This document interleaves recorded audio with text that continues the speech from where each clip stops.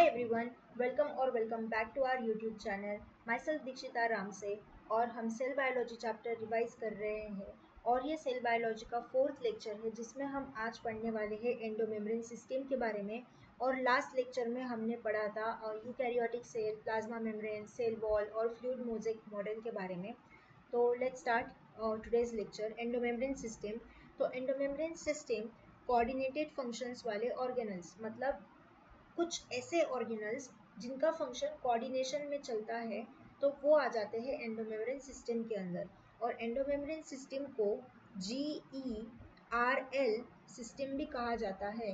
G यानी कि Golgi apparatus, ER यानी कि एंडोप्लाज्मिक रेटिकुलम और L यानी कि लाइसोसोम।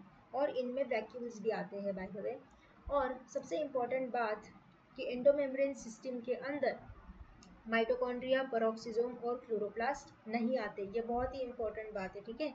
हमें ऐसा लगता है कई बार कि एंडोमेम्ब्रेन सिस्टम बहुत ही इंपॉर्टेंट सिस्टम है, तो उसमें माइटोकॉन्ड्रिया होगा, क्लोरोप्लास्ट होगा, पेरोक्सिसोम होगा, लेकिन नहीं। ये ऑप्शंस में कंफ्यूज करने के लिए दे सकते हैं। तो हम सबसे पहले ER से स्टार्ट करेंगे। Okay, ER is the network or reticulum of tiny tubular structure scattered in the cytoplasm। Network होता है, एक जाले के समान एक स्ट्रक्चर होता है जो कि साइटोप्लाज्म में स्कैटर्ड होता है, यानी कि फैला हुआ होता है। Divides intracellular space into two distinct compartment, एक होता है ल्यूमिनल, एक होता है एक्स्ट्रा ल्यूमिनल। ल्यूमिनल जो कि ER के इनसाइड होगा और एक्स्ट्रा ल्यूमिनल जो कि साइटोप्लाज्म में होगा। उसके बाद राइबोसोम ER के दो टाइप होते हैं, एक होते हैं RER और एक होते हैं SER। RER यानी कि rough endoplasmic reticulum and SER means smooth endoplasmic reticulum. तो ऐसे राइबोसोम्स जो कि सेल सरफेस पे अटैच होंगे उसको हम बोलेंगे रफ एंडोप्लाज्मिक रेटिकुलम, जिसका फंक्शन होता है प्रोटीन सिंथेसिस और सिक्रीशन, एक्सटेंसिव होते हैं, continuous with the outer membrane of nucleus. जब भी आप RER के बारे में सुनेंगे तो सबसे पहले दिमाग में आना चाहिए कि भाई रफ एंडोप्लाज्मिक रेटिकुलम है यानी प्रोटीन सिंथेसिस करेगा, बात खत्म। उसके बाद ऐसे राइबोसोम्स जो कि मतलब आउटर सरफेस पे है ही नहीं, एब्सेंट है, तो उसको हम बोलेंगे SER यानी कि स्मूथ एंडोप्लाज्मिक रेटिकुलम, जिसका फंक्शन होता है लिपिड सिंथेसिस और स्टेरॉइड हार्मोन का सिंथेसिस, क्योंकि स्टेरॉइड हार्मोन्स भी एक तरीके के लिपिड्स ही होते हैं मतलब। और हाँ, स्मूथ क्यों बोलते हैं हम इसको? राइबोसोम एक ग्रैन्युलर स्ट्रक्चर होता है, तो अगर वो मेम्ब्रेन पे प्रेजेंट है, ऐसे ग्रैन्युल अगर प्रेजेंट है तो ऑब्वियसली मेम्ब्रेन रफ हो जाएगी। और अगर वो मेम्ब्रेन पे एब्सेंट है यानी कि वो स्मूथ है, तो इसीलिए हम उसको SER और RER करके बुलाते हैं। उसके बाद the next organelle is Golgi apparatus. तो Golgi apparatus densely stain reticular structure होता है न्यूक्लियस के पास। सबसे पहले कैमिलो गोल्जी ने उनको गोल्जी अपरेटस को ऑब्जर्व किया था 1898 में। Golgi apparatus consist of many flat disc shape sac cisternae of 0.5 to 1 micrometre in diameter, जो कि एक दूसरे से पैरेलल होते हैं, ठीक है। वैरिड नंबर भी अलग अलग हो सकता है। Concentrically arrange near nucleus with distinct. तो जो हमारे गोल्जी अपरेटस होते हैं उसमें दो फेस प्रेजेंट होती है, दो साइड्स या फिर फेस बोल लो। एक होती है कॉन्वेक्स साइड, एक होती है कॉनकेव साइड। तो जो कॉन्वेक्स साइड होती है उसको हम सिस साइड भी कहते हैं, जो कि फॉर्मिंग फेस बनाती है। उसके बाद एक होती है कॉनकेव, जिसे हम ट्रांस साइड भी कहते हैं, जो कि बनाती है मैच्योरिंग फेस। और जो फॉर्मिंग फेस होती है वो इमैच्योर होती है, ठीक है। और मैच्योरिंग मतलब इसके नाम में ही है कि ये मैच्योर है। और ये जो दोनों फेसेस है वो एक दूसरे से इंटरकनेक्टेड होते हैं। उसके बाद principally perform the function of packaging of material. तो गोल्जी अपरेटस का जो प्रिंसिपल फंक्शन है, जो मेन फंक्शन है, वो है मटेरियल को पैकेज करना। और पैकेज करके उनको एक तो सेल के बाहर डिलीवर कर दो, या फिर सेल में जहाँ पे भी ज़रूरत है, जो भी उनका टारगेट चीज़ है उनके पास उनको पहुँचा दो, ठीक है। और अब पैकेज करना है, पैकेज तो कर लेंगे, कैसे करेंगे पैकेज करेंगे in the form of vesicles from ER। जो ER से जो वेसिकल्स निकल रहे हैं उनमें इनको पैकेज करेंगे, फिर इनको सिस फेज में मूव करेंगे और फिर सिस फेज से इनको मैच्योरिंग फेज में मूव करेंगे, ठीक है। That's why Golgi apparatus remain close association with the ER। इसीलिए गोल्जी अपरेटस का और ER का बहुत ही क्लोज एसोसिएशन होता है, क्योंकि ER गोल्जी अपरेटस को वेसिकल्स प्रोवाइड करता है फॉर पैकेजिंग, तो इसीलिए दोनों का क्लोज एसोसिएशन होता है। Golgi apparatus is also important site of formation of the glycoprotein and glycolipid। तो गोल्जी apparatus में ग्लाइकोप्रोटीन और ग्लाइकोलिपिड का भी सिंथेसिस होता है।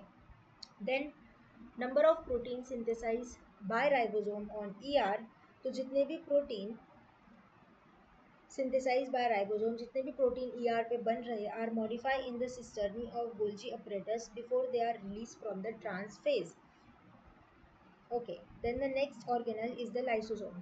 तो लाइसोसोम होते हैं मेम्ब्रेन बाउंड, मेम्ब्रेन प्रेजेंट होती है लाइसोसोम में, वेसिकुलर स्ट्रक्चर होते हैं कुछ इस तरीके से, और ये गोल्जी अपरेटस के पैकेजिंग से बनते हैं। उसके बाद जो भी लाइसोसोम के वेसिकल्स होंगे उनके अंदर हाइड्रोलाइटिक एंजाइम्स प्रेजेंट होते हैं जो कि डाइजेशन करवाने में काम करते हैं। किसका डाइजेशन? कार्बोहाइड्रेट का, या फिर प्रोटीन का, या फिर लिपिड का, या फिर न्यूक्लिक एसिड का। और अगर वो हाइड्रोलाइटिक एंजाइम है, अगर उन्हें डाइजेशन करना है तो ऑब्वियसली वो जो एंजाइम्स है हाइड्रोलाइटिक एंजाइम्स, वो एसिडिक पीएच पे ही एक्टिव होने चाहिए, तभी जाके वो डाइजेशन कर पाएंगे। और एंजाइम्स जैसे कि लाइपेज प्रेजेंट हो सकता है, या फिर प्रोटीएज, या फिर कार्बोहाइड्रेट्स, ये एग्जाम्पल हो गए बस। उसके बाद मैंने आपको बताया कि वो कैपेबल ऑफ डाइजेस्टिंग क्या क्या डाइजेशन करेंगे, एक तो कार्बोहाइड्रेट, या फिर प्रोटीन, या फिर लिपिड, या फिर nucleic acid. The next last organelle of the GERL या फिर एंडोमेम्ब्रेन सिस्टम इज वैक्यूल। तो वैक्यूल एक मेम्ब्रेन बाउंड स्पेस है जो कि साइटोप्लाज्म में प्रेजेंट होगा, और प्लांट सेल में वैक्यूल मतलब 90% चीज़ जो वॉल्यूम है वो तो वैक्यूल ही ऑक्यूपाई करता है प्लांट सेल के अंदर। वैक्यूल की जो मेम्ब्रेन होती है उसे टोनोप्लास्ट कहते हैं। क्या कहते हैं? वैक्यूल की मेम्ब्रेन को टोनोप्लास्ट, और वो सिंगल लेयर होती है, ठीक है, bound by the single membrane, जिसको हम टोनोप्लास्ट कहेंगे। वैक्यूल के अंदर एक तो वाटर होगा, या फिर सैप होगा, या फिर एक्सक्रीटरी प्रोडक्ट होंगे, या फिर कुछ अलग मटेरियल भी हो सकते हैं जो कि सेल के लिए यूजफुल नहीं है, तो उसको वैक्यूल में पैकेज किया जाता है। उसके बाद इन प्लांट्स जो टोनोप्लास्ट होती है, transport of number of ions and other materials against the concentration gradient into vacuole. तो जो टोनोप्लास्ट होती है वो प्लांट सेल के अंदर बहुत नंबर ऑफ आयंस या फिर कुछ अदर मटेरियल हो गए उनका ट्रांसपोर्टेशन करवाने में हेल्प करती है। इसीलिए their concentration is significantly higher in vacuole than the cytoplasm. Cytoplasm में जो भी मटेरियल होगा, जो भी इंपॉर्टेंट आयंस होंगे उनको वो वैक्यूल के अंदर लेके आएगी, तो इसीलिए उनका कंसंट्रेशन साइटोप्लाज्म से ज़्यादा वैक्यूल में प्रेजेंट होता है। उसके बाद अगर हम कॉन्ट्रैक्टाइल वैक्यूल की बात करें, तो कॉन्ट्रैक्टाइल वैक्यूल मेनली अमीबा में प्रेजेंट होता है जो कि एक्सक्रीशन और ऑस्मोरेगुलेशन करवाएगा। देन फूड वैक्यूल बहुत सारे सेल्स में प्रेजेंट होते हैं, जैसे कि प्रोटिस्ट में प्रेजेंट होते हैं, प्रोटिस्टा के अंदर, जो कि पार्टिकल्स को एंगल्फ कर लेते हैं, और फूड वैक्यूल उनको हम कहते हैं, ठीक है। हाँ, और या that is the last organelle of the endomembrane system. तो इस लेक्चर में हमने देखा एंडोमेम्ब्रेन सिस्टम के बारे में, ER, गोल्जी अपरेटस, लाइसोसोम और वैक्यूल के बारे में हमने देखा। अब हम मिलते हैं अब नेक्स्ट लेक्चर में। आई होप कि आपको ये लेक्चर समझ में आया होगा। बाय द वे मैं ये लेक्चर दोबारा रिकॉर्ड कर रही हूँ। एनीवेज, तब तक के लिए keep achieving, keep exploring, keep thriving. मिलते हैं नेक्स्ट लेक्चर में। Bye bye.